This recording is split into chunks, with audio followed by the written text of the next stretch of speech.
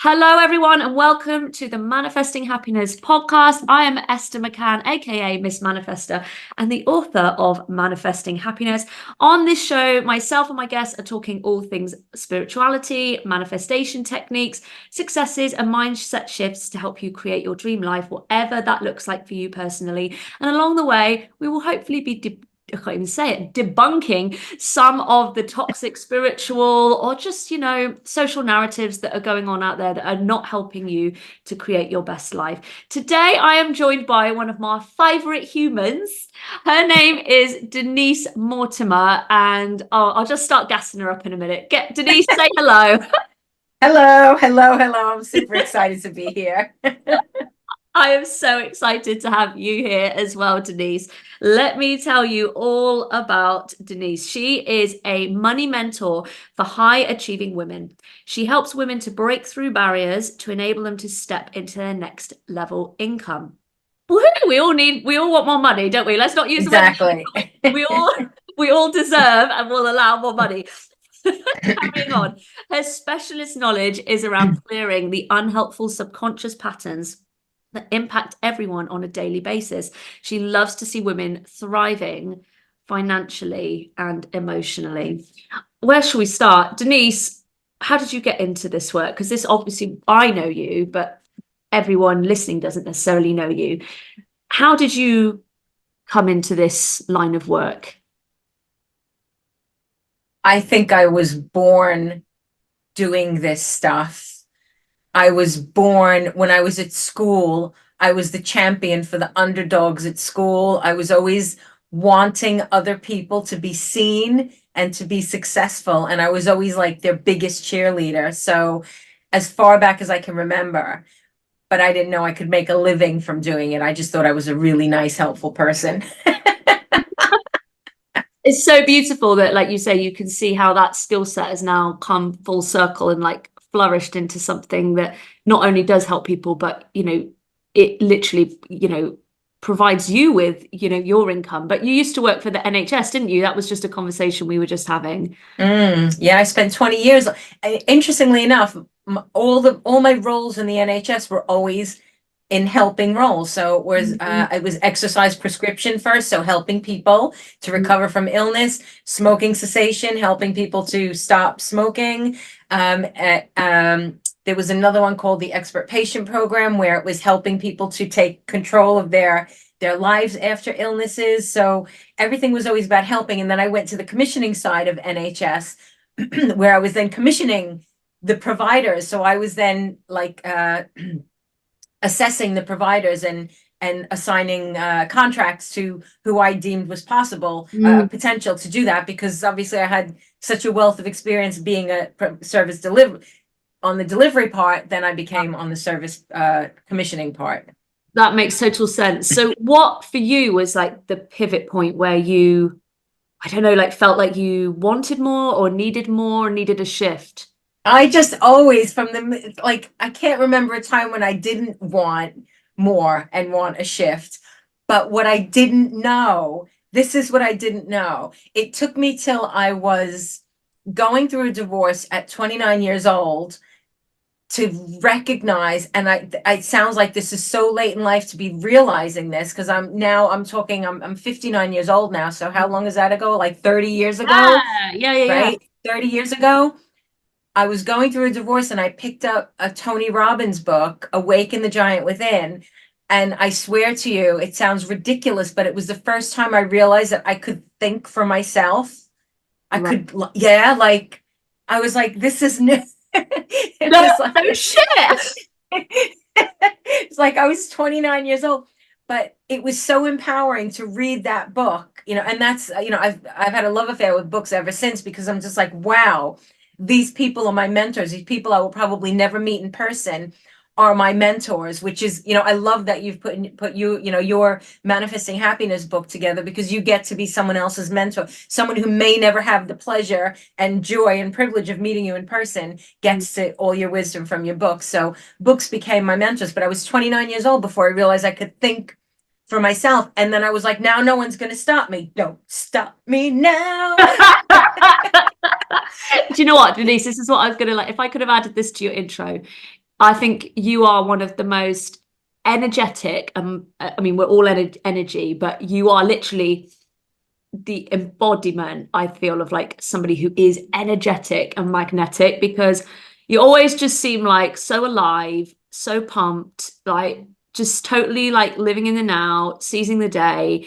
And when someone's in a room with you, like I feel your energy. Like obviously that's how, we met, and I was like, wow, like she's amazing. And obviously, and then you coached me, you can be in a room of so many people, but I think your energy really is your top trump card. So I just want to there you go, just Thank you. I really appreciate blow that. some And smoke. I want to speak to that for a minute, because I've been looking the last few years into human design. I don't know if you looked much at are you a manifesting generator? No, I'm a projector. Aren't we the Oh, same? oh my God, you're a projector as well. Oh my God, of course. So The you are, projector yes, yeah. That's, oh my God. And I love being a projector. First, I was like mortified at being a projector because I'm like, I have to wait for an invitation. Oh yeah, I totally hear you. It's like that is I think with all things it's taking it and saying, how can I make this my own? Yes, not not yeah. not allowing any of these, like, oh, you're a this sign, or you're a this, or you're a human design, this, that, and the other, and not letting those things put glass ceilings on you, just like taking Yes, taking it and going, right, how can I run with that in my way? absolutely. But what I feel like is true about the projector is that number one, I feel like I am very influenced, very, very conditioned, and very, very influenced by external forces, which means that when you put me in a room with people, I'm literally like absorbing their energy. And that's like, it's like when you put the coin in the slot machine and the thing starts dancing. It's like, I would have thought like you're just like one of the tube men that's like, what those air. yeah. They crack me But that's what I like. I get into it because I could be, if I'm on a train going somewhere, I could be really like solemn and really quiet. And I go into the room and immediately I'm like, it's like someone is like inserted batteries, and I'm like, ta-da! yeah, because I've seen your quiet side as well. Like I know that you appreciate, but again, that comes into being a projector. We also need our quiet downtime in Oh, order yeah. to self recharge. And the other thing that you might resonate with is sometimes I find it hard to see myself, and that's supposed to be true of projectors, is that we're not Mm. very good at, like, we're here to shine a light, but we're not always the best at recognizing it in ourselves. And they say one projector needs another to kind of Yes. to Yeah. kind of keep, like, yeah, literally doing that, like building yourselves up, because I think when our thing is that we want to be seen, we need a lot of that, like, feedback, don't we, of like you're being valued. And Yes, absolutely. But yeah. when I met you, I was like blown away by you because I'd never come across you before. And we were both speaking at this event, and I was just like, this woman is sensational. She is funny as hell. She is as gorgeous as anything, and she's just this magnetism, and the message that you shared on the day was just so powerful as well. I was like completely blown away, and I was like, she is going places. Like there are huge things, and I knew that was just, the seed has just been planted. There was amazing things coming for you. I had no doubt. Oh, thank you, Denise. Like, I just remember when you came in and you were just like, oh my God, like cosmic girl. And it was just like this Jamiroquai moment. But like, um, yeah, the reason why you'd never seen me before is because I was like virgin fresh out the box. Yeah, yeah, yeah, But it's yeah. interesting because I actually still think to stay that was probably one of the best talks that I've ever done. Um, and I think it's just interesting. Like I pretty much scripted that and then memorized it. And it does make me think, oh, should I do that, more often? But do you know what I was going to ask you about as well? Was you said when you were 29, this is way off topic, like we've gone on a complete tangent, but I'm loving this. Because you said you went for a divorce at 29 and I went for a divorce at 29. And I'm guessing, given as well the time of life that you're in, um, so when we were 29, that would have been around our Saturn return. Have you looked into that at all? Where it's like a big pivotal point of your life? Because in theory, you've either just been through another one or you're going through it, I think. Yeah, I think it's happening right now. I Oh think no! it's literally right now. I'm like the wavy man. It's like, oh yay, because for me, I feel like my Saturn return was like, all right, yeah, okay, there was some turbulence, but obviously it led to amazing things like even this podcast, like massive pivotal moment. But yeah, okay, so you feel like you're in another one of those, do you? Oh yeah, yeah. It feels like there's some massive upheaval Mm. taking place, which is interesting because, I guess if I turn back the clock a few years, and let me tell you something, like 59 creeps up and you're like, how did I get here? It creeps up on you and you're like, all right, I'm gonna start planning for my retirement, which I'm gonna retire the day I die. It's gonna be my retirement. Like I'm not never gonna stop No, no, working. it's like yeah, you're here It, to it's an illusion, right? This whole constructed with then we retire and then we get to enjoy ourselves. But in my head, being conditioned, being so very conditioned by the world, like, I will really start thinking of my retirement. I will really start like putting all these things in place for my old age. And here I am in my old age, like here I am. you're just having fun and you're living in the now. And I think that what you touched on there is really important is that, life isn't about, oh, work yourself to the bone and not be happy. And then hopefully at the end you'll have enough money to like do a little bit of something until you die. Like that is when you say it like that, it's like, oh man, that's really fucked up. Like it doesn't sound very fun. Yeah, yeah, but we're so I'm sorry, but we're so conditioned, and this is a whole nother, big conversation that we believe that life needs to be a certain way. Like, the indoctrinated isn't even that strong of a word. Like I need a stronger word to that we do things in a particular way. And it's so limiting. It's so limiting because our potential is enormous, but Mhm. most people won't challenge what they've been, they're born into, and it's like they're born and the blinkers go on and it's this is what you can do, this is what you can't do, and they don't challenge it, and then they'll look at someone who does challenge it and go, well, there's a troublemaker. There's someone who's not playing by the system. That's you, Denise. And you. And me, we're trouble. But I think it's also that, in doing that, in having the courage and the bravery to like what you said, realizing that you could choose your thoughts and that your thoughts aren't necessarily running you. By doing that and having the bravery to go on that journey and then shining your light, it absolutely does give other people permission, if not inspiration, to consider that they might be able to do the same. Do you have any advice to anybody? I don't think it really matters what age you are in life, because obviously the age is just a construct. But as you said, society kind of says, right, you got to have it together in this way by certain, dates and Yeah. milestones. And obviously, I think, we both agree the only moment is now. But I think some people do get to like, but even 30, I know people at 30 who are going, oh, I can't possibly start again. It feels scary for them.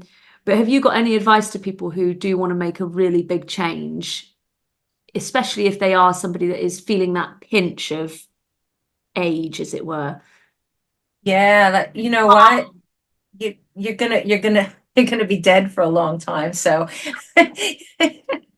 it makes sense. I can't even think. It's one of the rappers who said, like, uh he was gonna get rich or die trying. Mm. And like you can apply that to anything in life, or die trying. Like you may as well pursue the thing that's in your heart, because otherwise you're just a robot.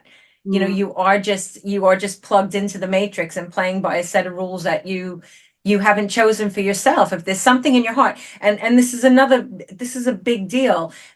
When people live with consistently unexpressed emotion, they get physically ill, they get mentally ill. And most chronic illnesses can be cured by getting to the root cause of what's been unexpressed. A broken arm is a whole different thing. Having said that, a broken arm might be a result of needing to emotionally get out of something. So, so there's always going to be an emotional connection to something, right? You may have an accident because you conveniently need an accident because you don't want to go to the job you don't love anymore. But for those chronic illnesses, there's always going to almost always going to be a root cause that is unexpressed emotion. And I've seen this with my clients have miracle recoveries, nothing short of a miracle. I had a woman recently who didn't need her wheelchair anymore. She had long COVID. She was in a wheelchair because she couldn't walk more than a few feet without like gasping for air. She's a young woman with a young child. And 2 weeks later, she was out of her wheelchair. She was selling her wheelchair. That's so powerful. And I think it just goes to show, doesn't it? Like, I suppose, this is a bit like, I don't know, like, I don't know what the word I'm looking for here is, but I guess like the big takeaway statement from this segment is literally express yourself in whatever form that needs to be, whether it is like through following your heart or whether it's through voicing your needs or even letting anger out, especially in manifesting. I think that's probably a great little moment to go, people are like, oh, you can't be angry, it's low vibe. And it's like, oh, that's got to come out though. Like, yes. Well, shame and guilt are so prevalent in so many people. And this is what I found out, like working with clients as well, doing like doing the regressions and the hypnotherapy, that guilt and shame are the driving force. And when guilt and shame are the driving force, bringing this round to the subject of manifestation, when guilt and shame are inside of you and they are your core frequency, the main frequency that you are emitting, you're going to attract the things that are magnetized to low vibe emotions. And that, again, that's not to make anyone feel bad, but it's an invitation to, if you've got unprocessed emotion, there are so many ways you can come out of it. And if you've tried loads of them, keep trying more, because one day you're gonna find the right combination and it's gonna unlock and you're gonna go, oh my God, and the heavens are gonna open up and there's gonna be, angels playing trumpets and you're gonna go, oh my God, it's you and me with trumpets go like, do you know what? I always like, even if it just makes you laugh, then that's just like healing in and of itself. But yeah, you're so right. I can see that literally as a bunch of keys and like trying the keys. And just keep going and follow. Here's another thing. I'm really big on this at the moment. This feels like such an important topic, if I may. And it's about we don't kill our ego off, and our ego is there to protect us. And if those who are listening not sure what I'm talking about, I'm not talking about like ego, like when I was a kid, it was like, oh, he's got such a big ego, like, so conceited or something like that. But, your ego is your protective mechanism. It's your filter through which you see the world to protect yourself, that you have designed when you were a child to keep yourself safe. So you're filtering the world through this ego, and so many people don't even know what they truly, truly want because they're filtering through ego. So when you can express at least the biggest layer of emotion, biggest layer of limits that are holding you back at that moment in time, it gives way for the truth to come through, like, your super conscious, your intuition to connect even stronger with that. And then you can be making decisions like, I feel really drawn, like I've feel like people feel really drawn to work with you. I've had clients come to me saying, like, you came to me in a dream, and I'm like, oh my God, I'm astral projecting. How cool is that? The ghost of Christmas present. But I want people to be like, should they desire it for themselves, I want them to really tap into the truth of who they are, because they're here for a purpose. But you get, I've just got this image right now of like this sad image of like, little chicks when in a factory, when they're like all being like, they're all like on a conveyor belt. Like humans are like that. We're born and we're put on a conveyor belt, and it's like, you'll do this, you'll do this, you'll do this, you'll do this, you'll do this. And the truth is that our spirits are wanting so much more. And we don't give ourselves permission because we've been so confined by the conveyor belt prison of expectations that, we keep, and it builds and builds and builds. And then we end up being, 40 with a mortgage that we don't want to pay, in a job we don't want to do, in a family we might not even love. It just Going takes along with it, aren't you? You're just going along with it. And I think yeah. what you said there about the image of birds on a conveyor belt is the irony is that, like, if birds have wings, all you have to do is figure out that you've got wings and you can just flap off that conveyor anytime you want. Like you can unsubscribe from that and go off and do your own thing. I feel like I've where's my magic pen? Because when you're saying things, I need to be, this is my London bus. Very heavy, very fluffy pen. What do you feel for you? Let's just take, if I said to you manifesting happiness or creating your best life, if I use those two phrases, what does that mean for you at a personal level? And not the matrix level, Yeah, okay. So manifesting happiness, and I will say this in full transparency, it's always work in progress. I'm not sitting here saying like I have manifested happiness and I know the score, because it's always work in progress. For me, manifesting happiness is becoming increasingly aware of the vibration that I'm giving off. And because all of our emotions have a vibrational frequency and we're a match for that frequency. I think I put it indoors, but map of consciousness. Yeah. If people are unfamiliar, look at David Hawkins' map of consciousness. You're emitting a frequency. So making sure that taking care of my frequency, managing my frequency, because it fluctuates, but you can kind of stabilize it at a higher level. So managing my frequency, that's part of happiness. Giving myself permission, and happiness ranges from don't bother me, I'm sitting in my room listening to a book. Yes. To I'm dancing, don't bother me, I'm dancing. But it's getting lost in the moment. It doesn't matter. It's not even those big giant moments. It's, sometimes it's the tiny moments where you just recognize, this is a beautiful moment. This is beautiful. Yeah, it's like living your truth moment to moment, and your truth gets like many different versions and expressions. Yes. Yeah. And what you said earlier, where you were talking about, I can't remember what part of the conversation you were talking about it, but we were talking about making decisions slightly. But yeah, you were saying about from the ego, that was it. And it's about we're making all of our decisions from that filter. Yeah, from that filter. So you can't really see what's happening. Yeah. No, and I think that, especially, the idea of that if I make this decision towards my idea of happiness, and if it goes wrong, I'm going to feel a real sense of shame. It's like the shame is also it's what we're avoiding as well, isn't it? And it's holding us back from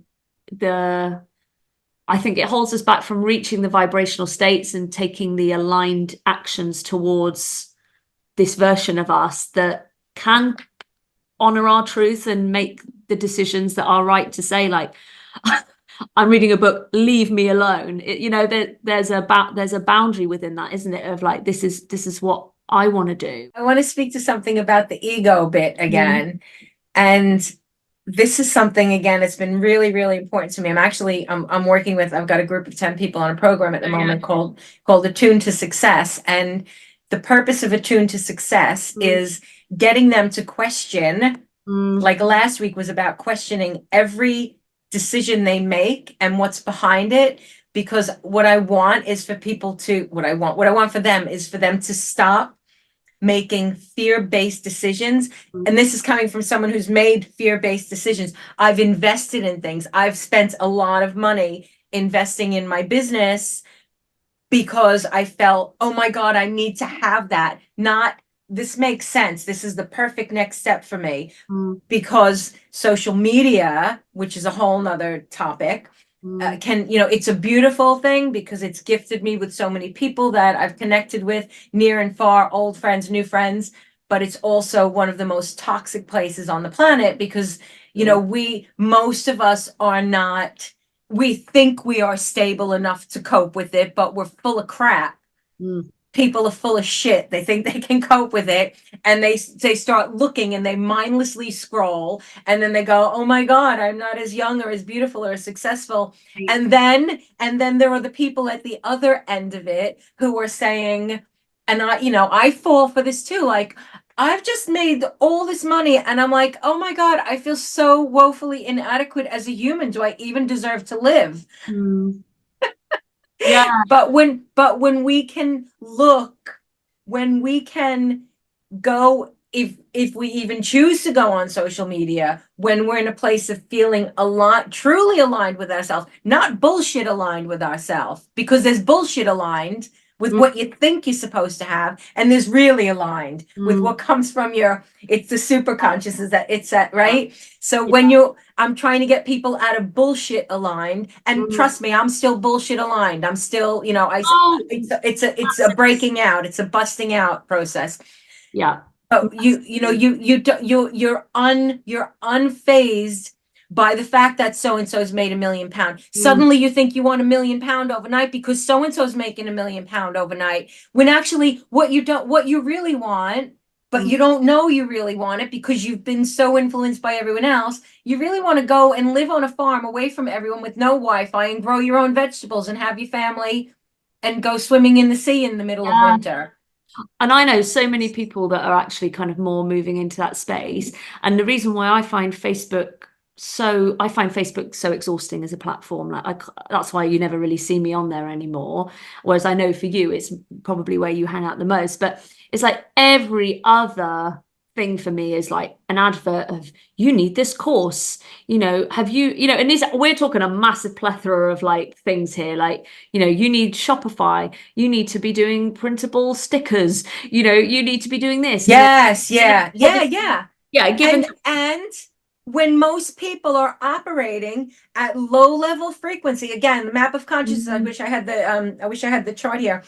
But in the map of consciousness, 85%, if not more, of the population are operating at a personally disempowered level.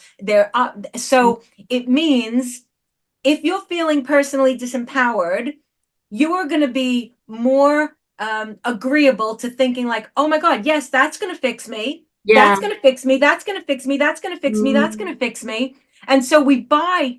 Can I swear? Because I'm Yeah. swearing. Oh But yeah, yeah, yeah. I always have it. This is a swearing spiritual podcast. Yes. we, we end up buying bullshit we don't need because we've been convinced by people who, and here's the thing, it's not even, I'm not even disrespecting the people selling that shit because they Right. believe it themselves. No. But the thing is, it's worked for them. It's worked for Yeah. them. So there are people who are genuine. There are people who are out to just scam you. And there's, everything in between. So I don't believe everyone is out there to scam you. But when they're telling you something has worked for them, they're telling you, this is my path. And this is my path and only my path. And I Mm. never, ever like set my clients on do this or you just won't Or you won't succeed. get it. Yeah. Yeah, Because we find that, yeah, it's finding your own route.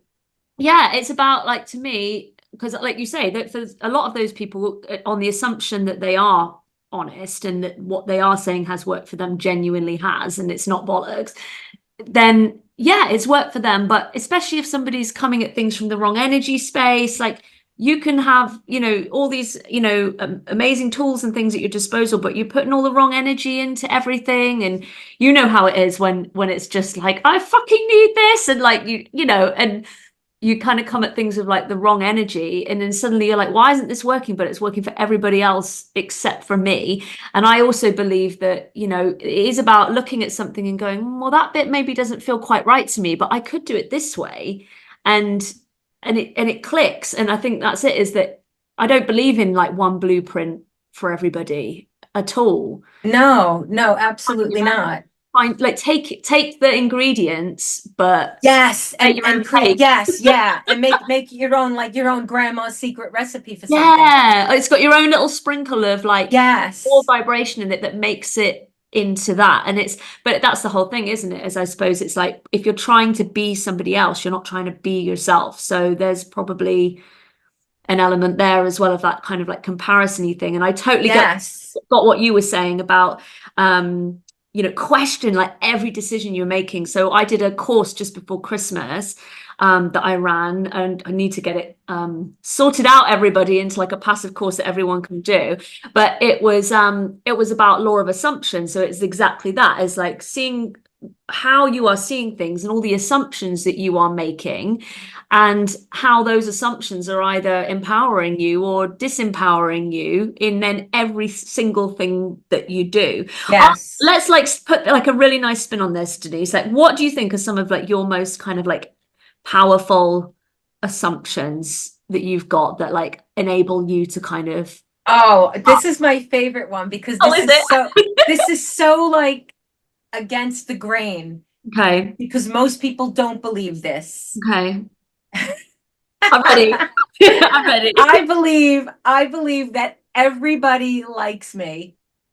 Oh, Denise, do you know what? That's just amazing. Like, do you know what? That's one that I've really struggled with, the opposite side of that. I think most of the population do. And I think I grew up being very entertaining. You are. No, I know. But when I Mm. was a child, I think I felt like I don't know why, but I was always very entertaining. And I think there's a little part of me that was like I was like an ugly child. So I was like, let me build my Oh, I personality. was the same. I was, Right. it was literally like, you're gonna laugh. It was like the face is butters, so the personality is gonna have to like really come out.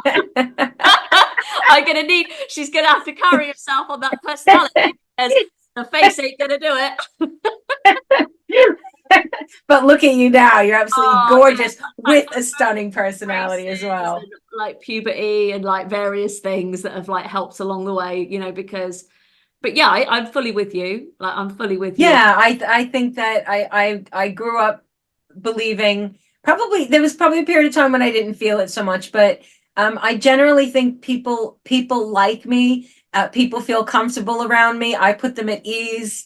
Um, and that makes me very, very happy. So then when I enter a situation, it's like, I'm here, the party may commence. Mm.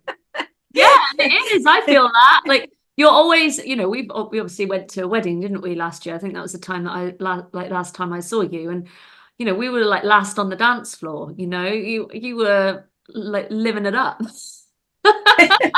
But so that I think that's one, and I use that a lot in my training with clients because I'm like, I want you to see how beliefs run because that most people will think like, oh my God, I'm always thinking that people don't like me. It's okay. I have little twinges, but I'm kind of like an 80-20 that 80% of people like me, 20%. Once my friend Lorraine said to me, I haven't seen her for years, but she said to me, I'm going back maybe 20, 25, no, over maybe 30 years. She said to me, Denise, when people tell me they don't like you, and then she started saying something else, and I was like, there are people that don't like me.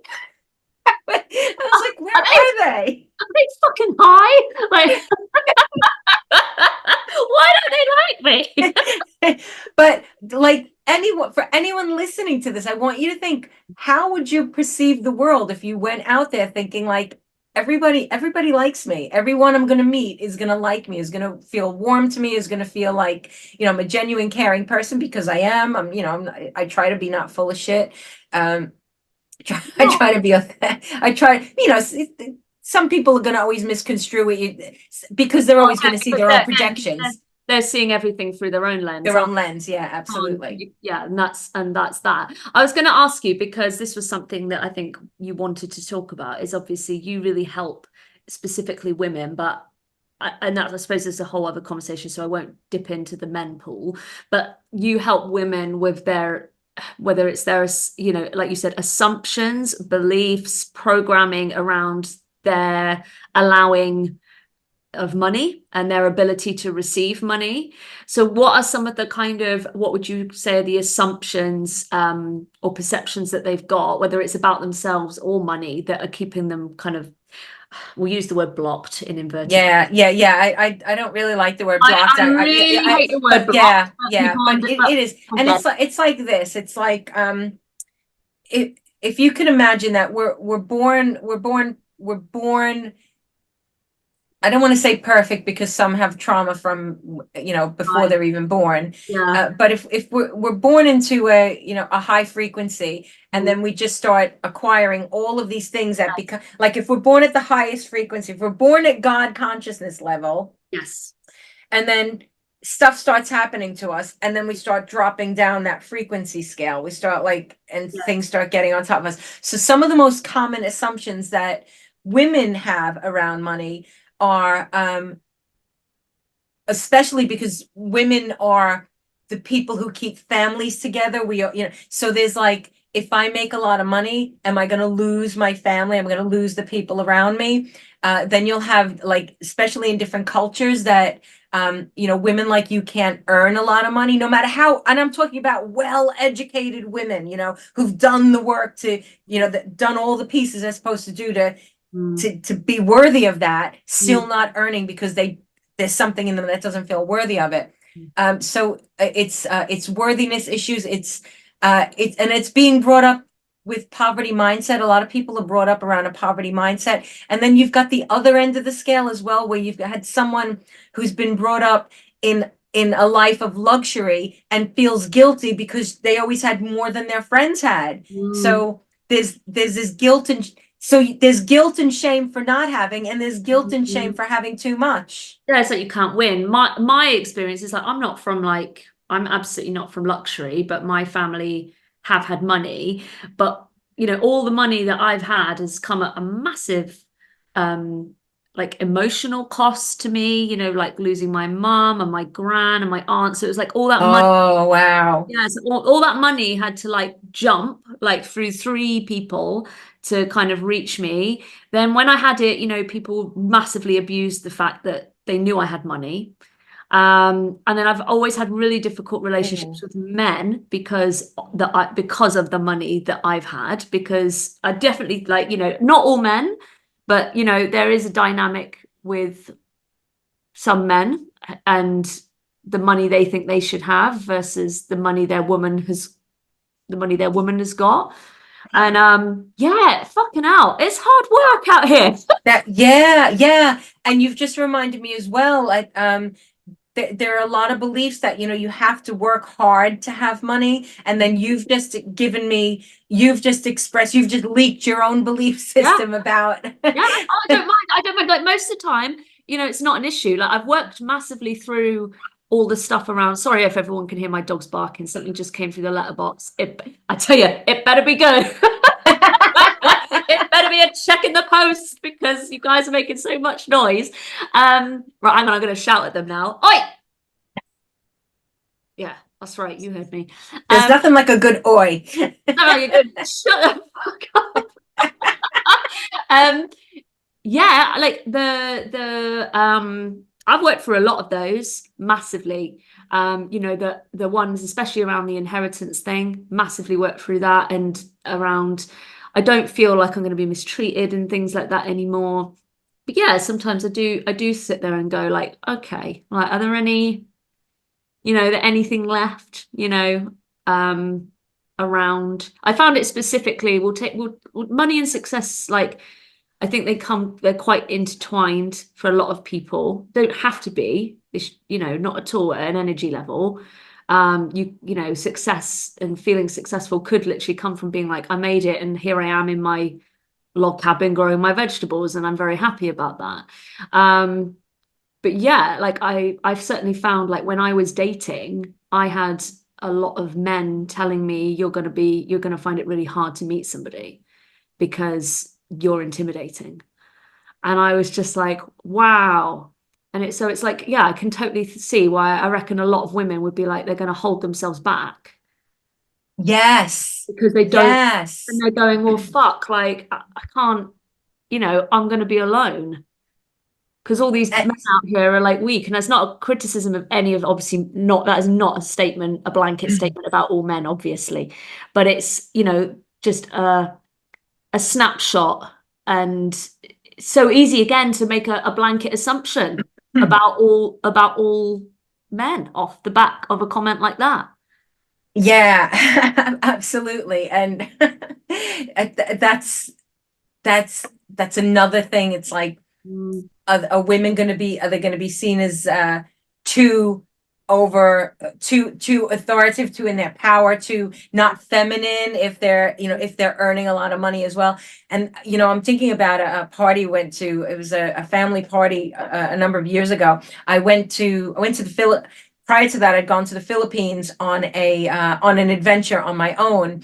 And we met up with a member of my husband's family, and there was a man, and he said, he said to my husband, "You let her go away on her own?"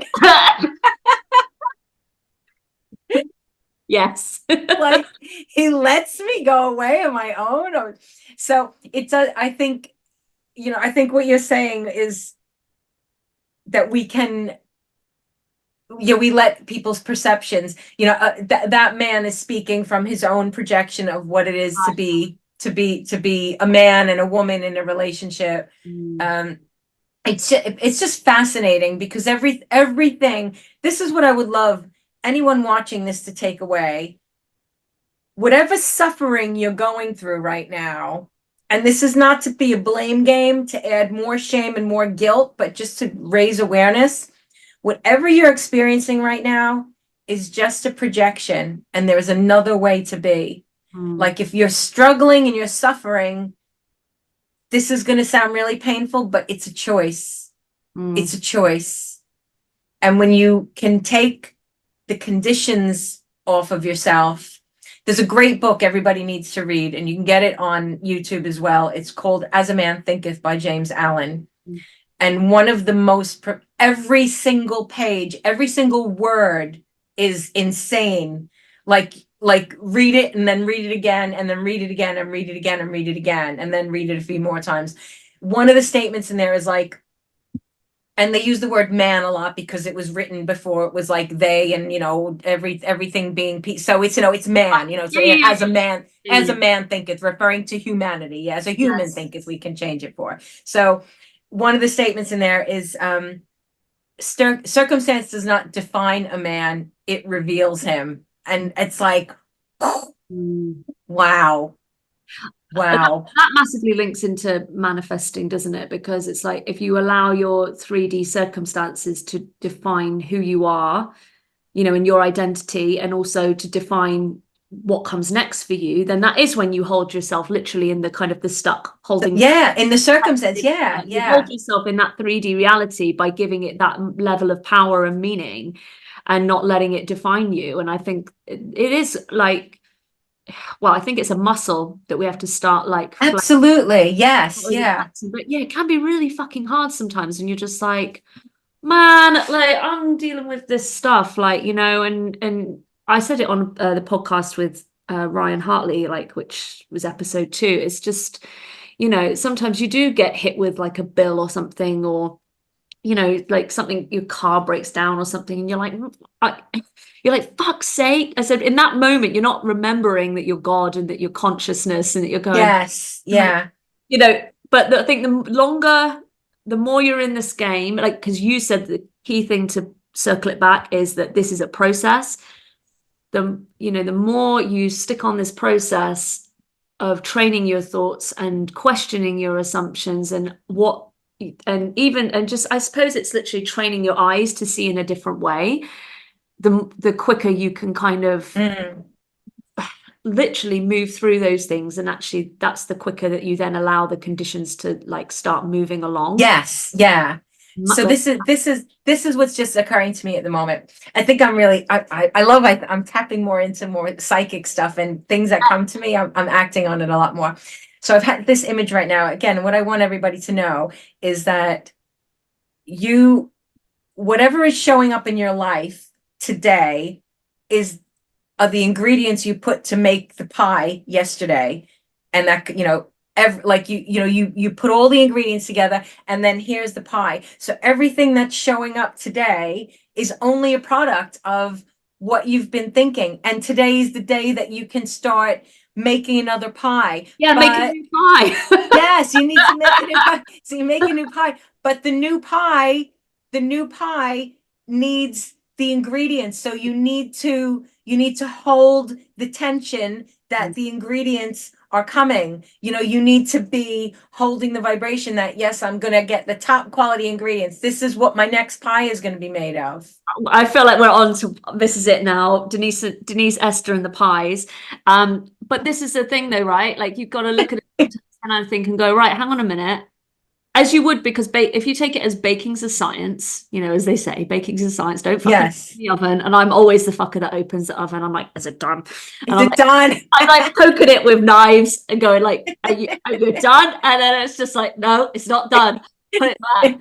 I'm awful, terrible, shame on me. But ultimately, if you look at it like that and go, right, okay, if you want to look at it on this level and go, okay, well, what got me here? Especially I think with relationships, it's a really great one to look at, because it is usually one of the most obvious things where you're like, I keep attracting the same man. I'm like, no, you keep choosing the same guy. Like, so whether, most people are like, but he just came along, and it's like, I promise you there's plenty of other guys out there, but you get magnetized to the ones that, the familiarity of this cycle.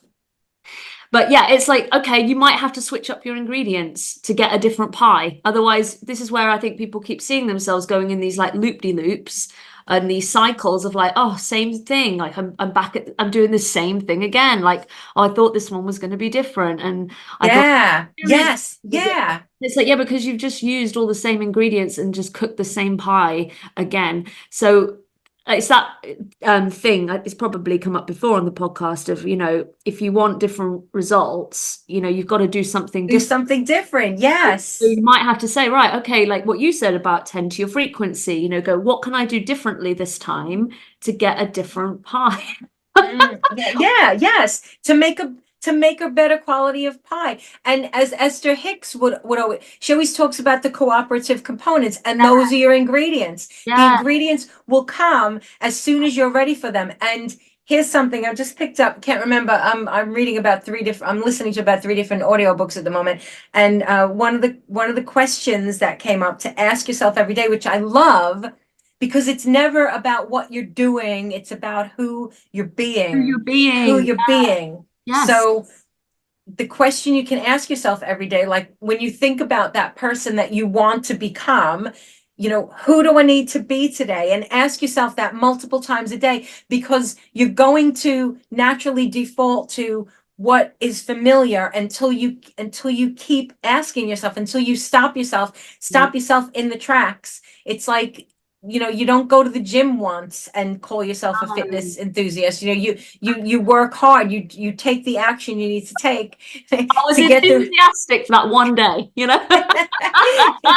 take the action you need to take to get the result that you want. But the components will come together when you hold the energy of it, and it's reminding yourself daily. Like, one thing people can do is, like, if you're going to use your phone for the force of good, put reminders on your phone, like every hour on the hour. Who do I need to be? Am I being that person? What is the nature of the problem? Like, if you want to be a millionaire, what would my millionaire problem be? What would I be worrying about if I was a millionaire? What would I be thinking about? How would I be spending my time? Like, get yourself into the energy of that, because then when you are being that, you become more magnetic for that. And if you don't believe it at first, the more you do it, which is about reconditioning your mind, reprogramming, the more you're going to start to believe it. So saturate your mind. If you don't believe it initially, saturate your mind with all the things that you want to believe. Whether you, again, pick up your phone, go to the voice record mode, and just say, I am wealthy,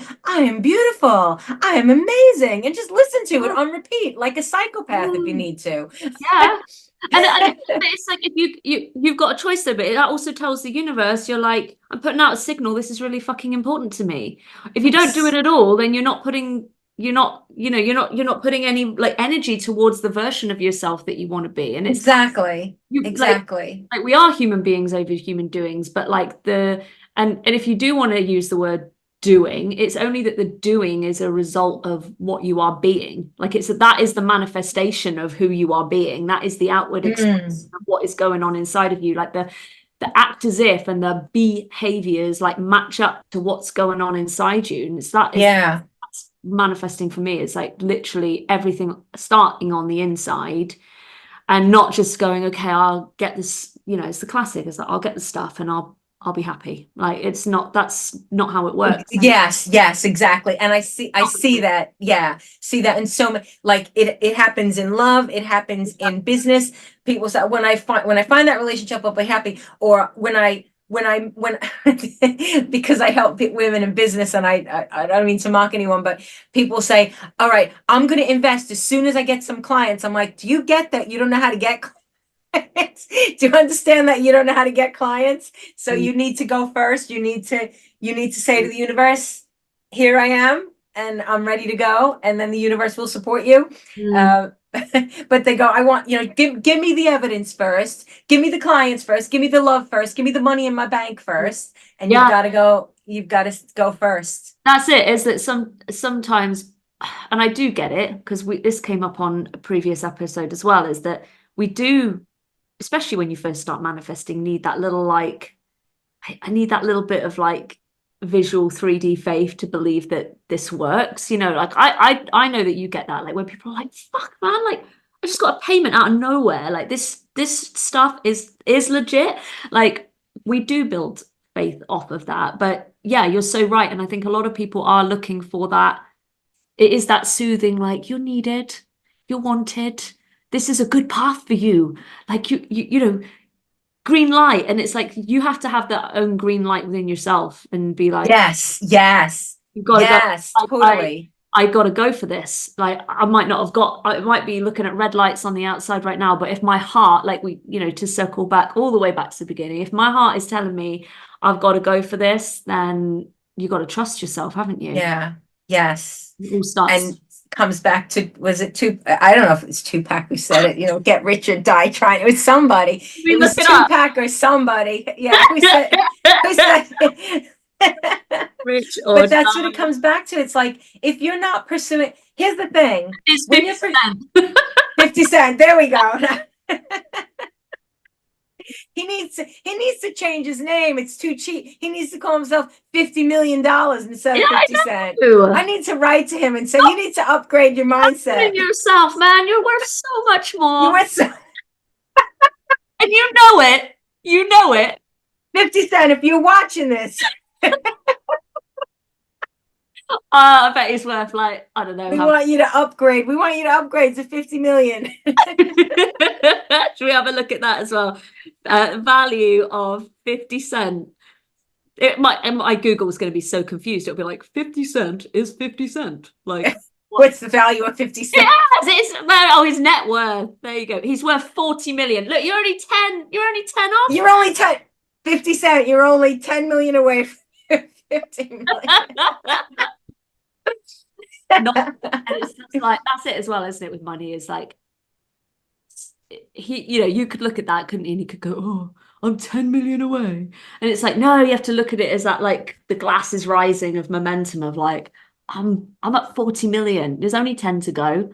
Like, I think, yeah, I don't know. It's all about perception, isn't it? And the way you see so many people are looking backwards, and what happened before is every day they're stepping into their past. They think they're stepping into a brand new shiny day, but they're stepping into their past. What's that? There was a film with Jim Carrey, and it was something of the Sunshine Mind. Oh no! Mind. Oh, I love it. Eternal Sunshine of a Spotless Mind. Right? Because it's like, what if you didn't have a past? You would be creating from right now, right, without that history, without that baggage. Yeah. It's like, imagine that all the baggage is gone, and what would you create from there? What do you truly want? Most people are too afraid to say that because it may seem so far removed, but when you do claim it, all the pieces, all the cooperative components start to come together, because there is nothing more important than you living in your truth.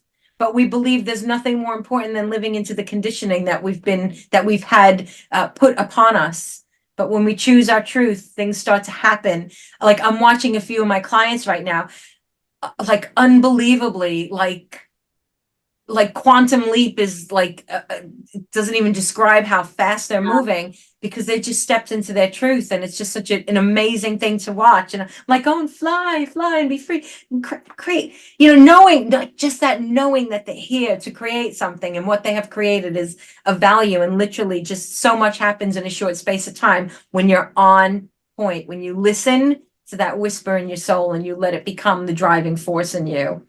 I love that so much. Denise, if you could wrap up, and is there any further like advice, guidance, or pearls of wisdom that you would just like to leave our listeners with before we close? Yeah, absolutely. Go on YouTube. If you're going to use social media, go on something like YouTube, or get your audibles and just saturate your mind with the amazing mentors that are out there, dead, alive, from yesteryear, up and coming.